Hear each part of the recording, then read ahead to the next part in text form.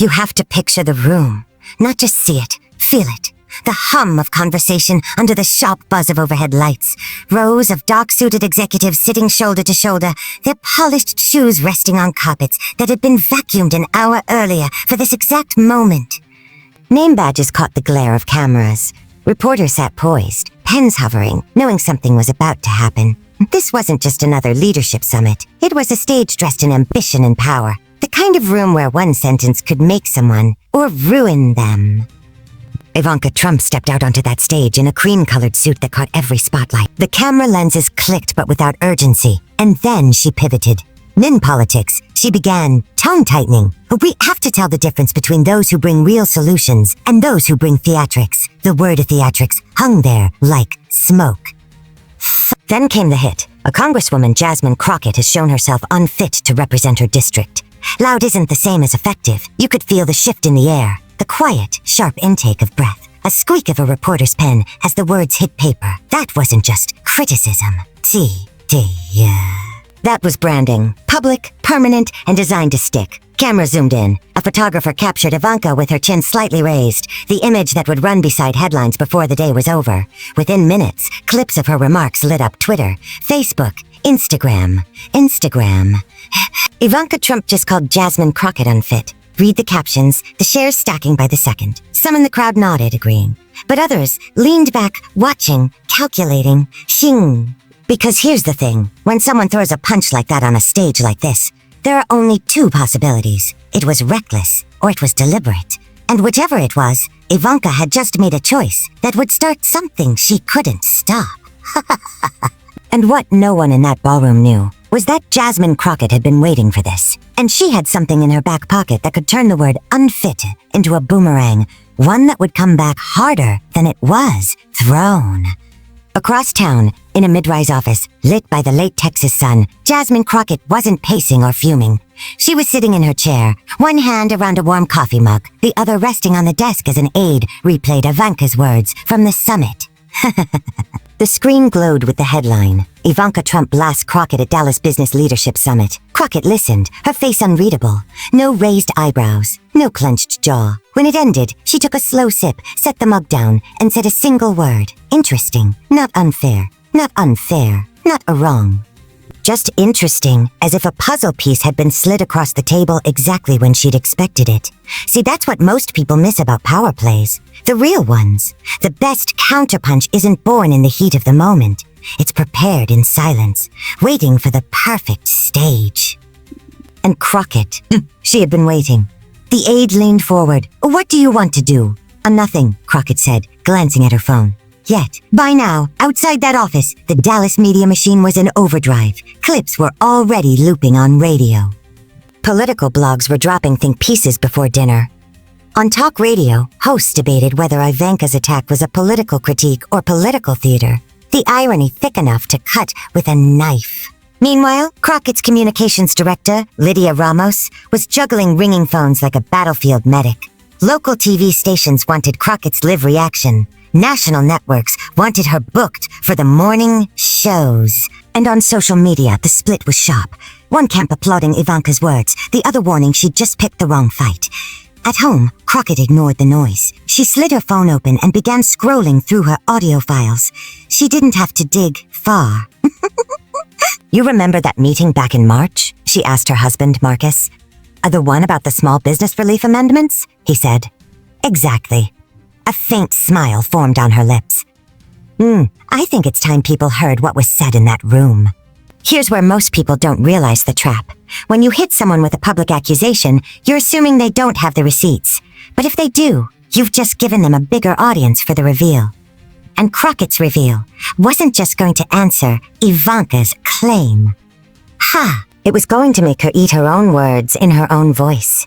By the time the sun dipped below the Dallas skyline, the game had shifted from rumor to preparation. Crockett's team wasn't rushing into any press call-ins or quick sound bites. They chose one move, deliberate, controlled. A single live, in-person interview on KDFW, the local Fox affiliate. No Zoom call, no phone patch. The public needed to see her. Inside the studio, the lights were already hot. The air seemed heavier, carrying that pre-broadcast silence where everyone's eyes track the clock. Crockett sat in the green room, her hands folded loosely in her lap, gaze fixed on the muted TV in the corner. She didn't fidget. She didn't check her phone. Her stillness was a signal. This wasn't defense. This was offense. This was offense. Through the glass, she could see veteran anchor Sharon Lyles at the desk. A woman known for tough questions that landed without raising her voice. Sharon didn't just interview guests. She drew out truths people weren't ready to say. Lydia Ramos leaned in close to Crockett and whispered, a stay-on message. Calm, collected. Let them see who you are. Crockett's faint smile barely moved. Don't worry, Lydia. I've got this. The floor manager signaled. Crockett rose, straightened her blazer, and walked into the studio with the kind of stride that said, I know exactly where I'm going. She shook Sharon's hand, took her seat, and faced the camera as the red light blinked on. A Congresswoman Crockett, Sharon began, voice smooth, a thank you for coming in tonight. My pleasure, Crockett replied, steady. Earlier today, Sharon continued, Ivanka Trump called you unfit to represent your district. She accused you of theatrics without substance. What's your response? For a moment, Crockett didn't speak. Not because she didn't have an answer, but because she wanted the pause. The silence made the audience lean closer. Oh well, Sharon, she said at last. I believe in letting my work speak for itself. But when someone misrepresents that work, I believe in setting the record straight. Sharon tilted her head. And how do you intend to do that? Crockett reached for her phone. Slow, deliberate. She unlocked it, scrolled, then held it near her microphone. Oh, I'd like you viewers to hear something, she said. A faint click. And then Ivanka Trump's own voice filled the studio. The silence in the chamber was no longer passive. It was predatory. Every set of eyes locked on Trump and Crockett, waiting for the next move like spectators at an execution they couldn't turn away from. Crockett didn't rush. She let the weight of the moment press down on everyone, especially the man across from her who had spent a lifetime bending situations to his will. But here, in this room, the air wasn't bending. It was hardening. She slid the second folder across the table, her manicured finger tapping it once, almost playfully, as if daring him to open it. He didn't, and that hesitation was more damning than anything inside. This, she said, her voice low, but cutting through the hall like a blade, is what you didn't want anyone to see. She didn't look at the cameras. She didn't have to. They were already locked on her. Inside that folder wasn't rumor. It wasn't speculation. It was the kind of evidence that doesn't just stain, it spreads like oil in water, coating everything it touches. Certified bank transfers to an account under a name the media had never heard, but one Trump knew instantly, a name that tied him to an operation he thought was buried under layers of shell companies and deniability. For the first time, his eyes flickered, not the grandstanding glare he gave his political enemies, but the calculating flicker of a man realizing the trap had been set before he even walked into the room. Crockett leaned forward, her tone calm, almost instructional, as if explaining a lesson to her viewers at home. You can control the story when you own the cameras, Mr. President, but you don't own this room. And you don't own me. The networks cut to split screen. His face, hers, the documents, the growing tension. Staffers behind him shifted uncomfortably, already planning the damage control memo that would go out within the hour. But they didn't understand. This wasn't just a bad headline. This was a slow detonation. Crockett wasn't there to win the day. She was there to rewrite the story itself, to plant a seed that would keep growing long after the lights faded. And Trump, for all his bravado, could feel it. She wasn't trying to beat him in an argument. She was setting the foundation for the end game. By the 5th minute of the exchange, Crockett had subtly shifted the energy of the entire room. The first murmurs of discomfort from Trump's allies had grown into a quiet but unmistakable sense of dread.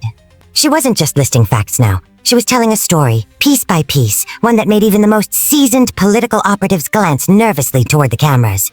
Mr. Trump, she said, voice as smooth as glass, you have often spoken about transparency.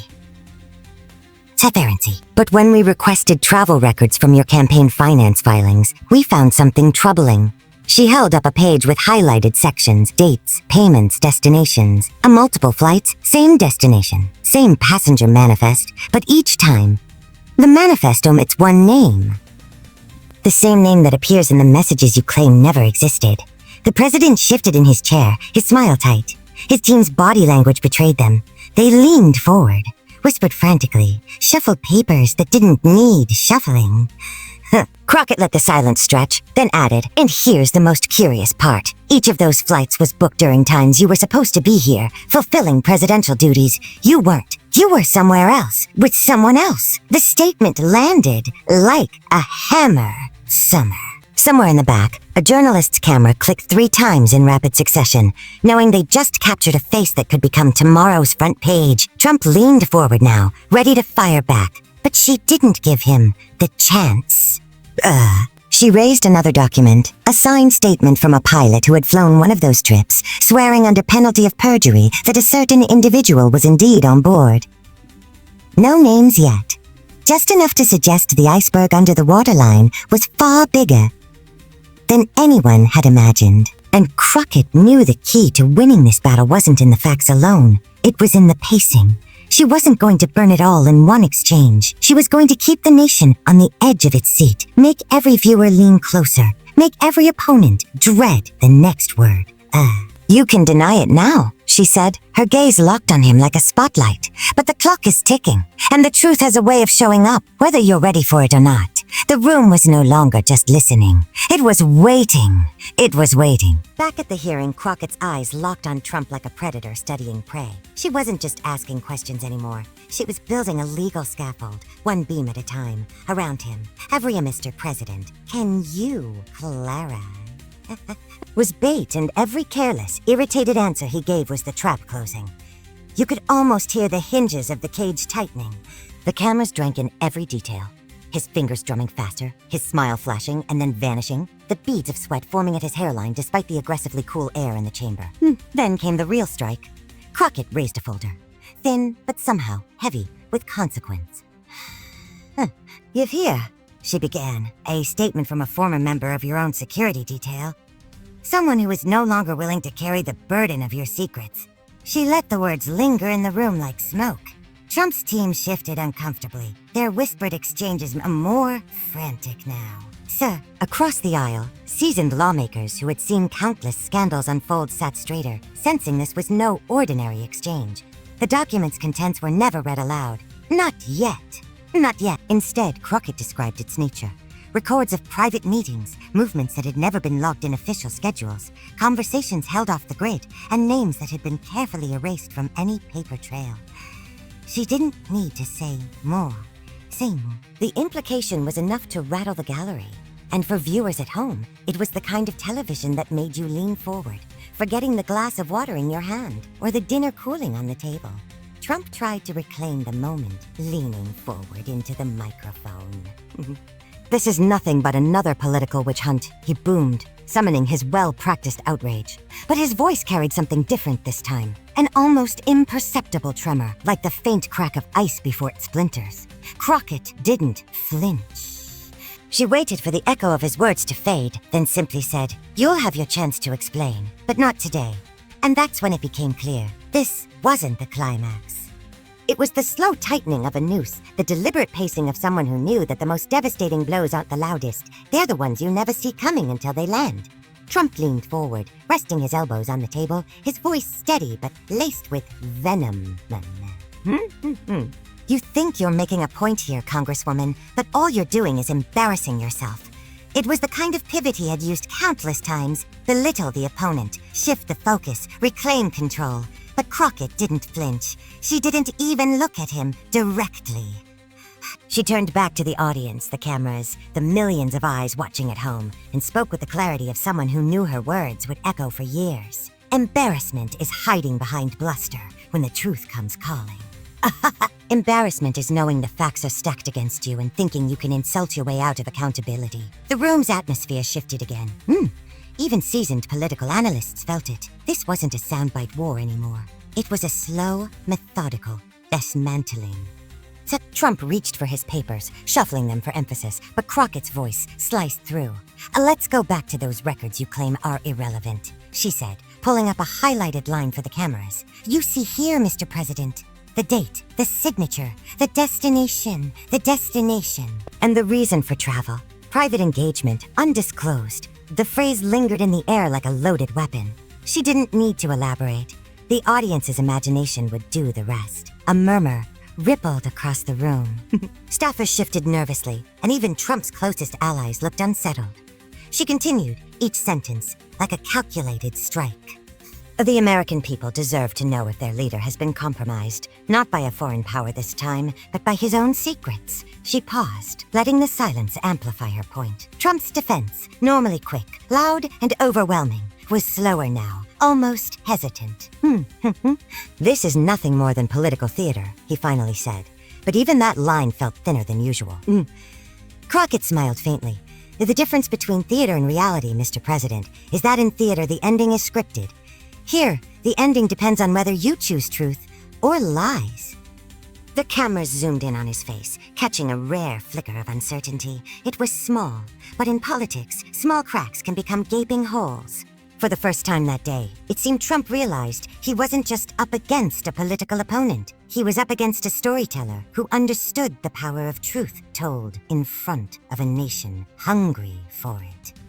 The moment she placed the last page of evidence on the desk, something shifted, not just in the room but in the country watching. The microphone seemed to hum louder, the tension so thick you could almost see it hanging in the air. Crockett didn't just accuse, she drew a map. Every name, every date, every transfer was positioned like a sniper's scope trained on the heart of a decades-long network.